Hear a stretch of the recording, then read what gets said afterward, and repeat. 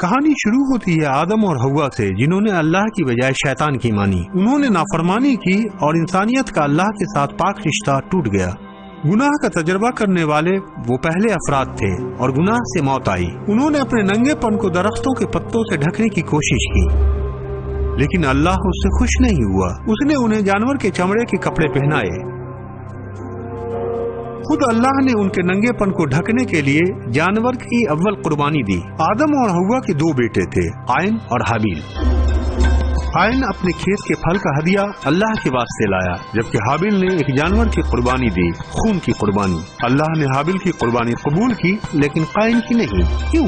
کیونکہ گناہ کی سزا موت ہے، اللہ سے ہمیں جدا کرتا ہے اور لازم ہے کہ ادا کی جائے زندگی سے۔ قائن نے جل کر حابیل کو قتل کر دیا اور انسانیت کی بڑی جماعت کو تاریک راہ میں لے جانے والا پیشوا بنا۔ سینکڑوں سال بعد حالات اتنے برے ہو گئے کہ اللہ نے فرمایا، زمین پر کوئی بھی ایسا نہیں جو زندہ رہنے کا مستحق ہو، ایک بھی نہیں سوائے نوح اور اس کے خاندان کے۔ اللہ نے نوح سے ایک کشتی بنانے کو کہا، ایک بڑی شکست، اور ایسا کرتے ہوئے اس پیغام کی بشارت کرو، گناہ کی عدالت ہونے والی ہے، اس سے نجات اور خدا کے رحم کو حاصل کرنے کی صرف ایک راہ ہے، یہ کشتی۔ وہ ہنسے اور نوح کا مذاق اڑایا، جب تک کہ آسمان سے بارش ہونے لگی اور گہرائی سے پانی پھوٹ کر نکل آیا، جبکہ لوگ تیار نہیں تھے۔ طوفان نے ہر ایک شخص اور جانور کو ہلاک کر دیا اور دنیا اپنے گناہ کی طرف سے ہلاک ہوئی۔ صرف نوح، اس کا خاندان اور جاندار جسے اللہ اس کشتی میں لایا بچ سکے۔ پھر ابراہیم آیا، ایمانداروں کا باپ۔ اللہ نے اس سے کہا کہ اپنے بیٹے کو لے اور ایک پہاڑ پر لے جا کر اس کی قربانی دے۔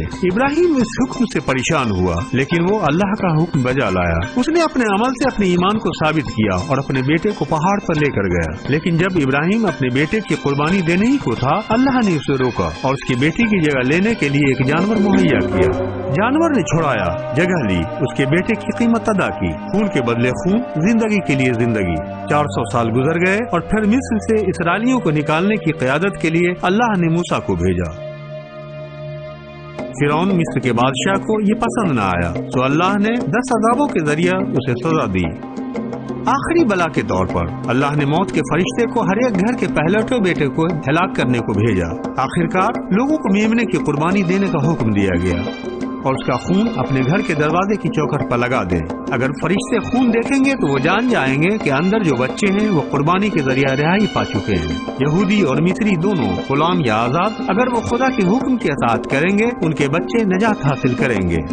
اگر نہیں، اس رات ویسا ہی ہوا جیسا کہ موسیٰ نے نبوت کی تھی، اور ایک بڑا کوہرام مچا مصر کے ان تمام گھروں میں جنہوں نے قربانی کے ذریعہ اللہ کے رحم کو قبول کرنے سے انکار کر دیا تھا۔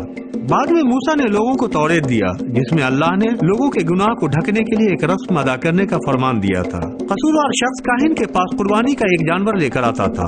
وہ اپنا ہاتھ اس کے سر پر رکھتا تھا، جو یہ اشارہ کرتا تھا کہ اس کا گناہ اور شرم اس جانور پر متبادل ہو گیا ہے۔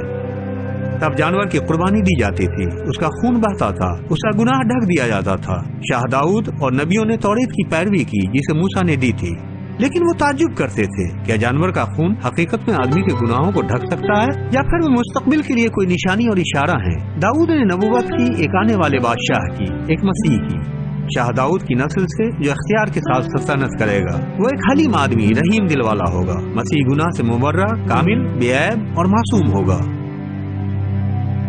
وہ دکھ اٹھائے گا، مارا جائے گا اور ایک کامل قربانی ہوگا۔ وہ ایک عظیم قربانی بن جائے گا۔ عیسیٰ کی پیدائش ایک چنی میں ہوئی تھی، کیونکہ کسی کے پاس اس کے لیے کمرہ نہیں تھا۔ ایک کماری سے پیدا ہوا، پاک پیدا ہوا، شاہی لیکن غریب، داؤد کا وارث۔ غریب دیہاتی چرواہے، امیر دانش مند لوگ مشرق سے بچے کو دیکھنے آئے اور گواہی دی کہ بلا شبہ وہ وہی تھا جو آنے والا تھا، مسیح جس کے متعلق کتابوں میں نبوت کی گئی تھی۔ عیسیٰ نے محبت، سچائی، امن، حلیمی کی تعلیم دی۔ وہ ایک حلیم بڑھئی تھے لیکن ذہین فلاسفر بھی۔ انہوں نے مذہبی مکانوں کو ناراض کر دیا جو خدا سے محبت کرنے کی نسبت رسم ادائیگی کا دھیان رکھتے تھے، لیکن غریبوں، حلیم لوگوں، توبہ کرنے والوں، گنہگاروں نے ان سے محبت رکھی۔ انہوں نے بہروں، اندھوں، مفلوجوں اور بدروح کے شکار لوگوں کو شفا بخشی، یہاں تک کہ انہوں نے مردوں کو دوبارہ زندہ کر دیا۔ ایک بے گھر آدمی، ایک گھمک، ایک انقلابی جو اللہ سے محبت رکھنے والوں کو کثرت کی زندگی جینے کے لیے بلاتا تھا۔ عیسیٰ نے اللہ کو اپنا باپ کہہ کر بلایا اور انسانیت پر ظاہر کیا کہ قادر مطلق آپ سے ابا کی طرح پیار کرتا ہے۔ اللہ انسان سے اپنے بچوں کا رشتہ رکھنا چاہتا تھا، لیکن ایک دقت تھی، وہ لوگ اب تک گناہ سے پر تھے جبکہ اللہ پاک ہے۔ آدمی کا گناہ آدم سے شروع ہوا اور لوگ اپنے اللہ سے جدا ہو گئے، اور مسیح کو پتا تھا کہ لوگوں کو واپس لانے کے لیے انہیں کیا کرنا تھا۔ یوحنا بپتسمہ دینے والے نے عیسیٰ کے متعلق یہ کہتے ہوئے نبوت کی تھی، دیکھو اللہ کا میمنا جو دنیا کے گناہ اٹھا لے جاتا ہے۔ عیسیٰ مسیح تھے، چنے ہوئے، عظیم قربانی کے لیے مخصوص کیے گئے، کبھی بھی گناہ نہیں کیا، وہ پاک و صاف تھے، کامل اور گناہ کا کفارہ ادا کرنے کے لائق تھے۔ قصورواروں کے بدلے میں ایک معصوم، گناہگار لوگوں کے بدلے میں ایک پاک باز، انہوں نے یہ اپنے باپ کے لیے کیا، انسانیت کے گناہ کی قیمت ادا کرنے کے لیے، انہیں گناہ کی غلامی سے آزاد کرنے کے لیے، اور انہیں پھر سے بحال کرنے کے لیے جسے آدم نے کھو دیا تھا، اللہ کے ساتھ ایک کامل رشتہ۔ عیسیٰ صلیب پر مرے، یہودیوں کی وجہ سے نہیں رومیوں کی وجہ سے، بلکہ اللہ اپنے باپ کے ہاتھ سے۔ اللہ نے عیسیٰ کی قربانی وہ پورا کرنے کے لیے دی جو نبیوں کے ذریعے لکھی گئی تھی کہ وہ اللہ کا میمنہ بن گیا جو دنیا کے گناہ اٹھا لے جاتا ہے، آپ کا اور میرا۔ لیکن وہ یہی نہیں ٹھہر گیا۔ 3 دنوں کے بعد اللہ نے عیسیٰ یعنی مسیح کو مردوں میں سے زندہ کر دیا، ان لوگوں سے کیے وعدے کے مطابق جو ان پہ ایمان لائے تھے کہ وہ لوگ بھی ہمیشہ کی زندگی کے لیے دوبارہ زندہ کر دیے جائیں گے۔ اس کے بعد عیسیٰ نے اپنے شاگردوں سے وعدہ کیا کہ وہ پھر واپس آئیں گے، لیکن اس بار ایک منصف اور بادشاہ کے طور پر۔ مسیح انسانیت کے لیے اللہ کا تحفہ ہے کہ وہ سب گناہوں میں نہیں مریں گے اور نہ اللہ سے الگ کیے جائیں گے، لیکن عیسیٰ کی قربانی کو قبول کر کے اللہ کے ساتھ ایک کامل رشتے میں بحال کیے جا سکتے ہیں۔ لیکن کسی اور تحفے کی طرح یہ آپ کا نہیں ہے جب تک کہ آپ اسے لے نہ لیں۔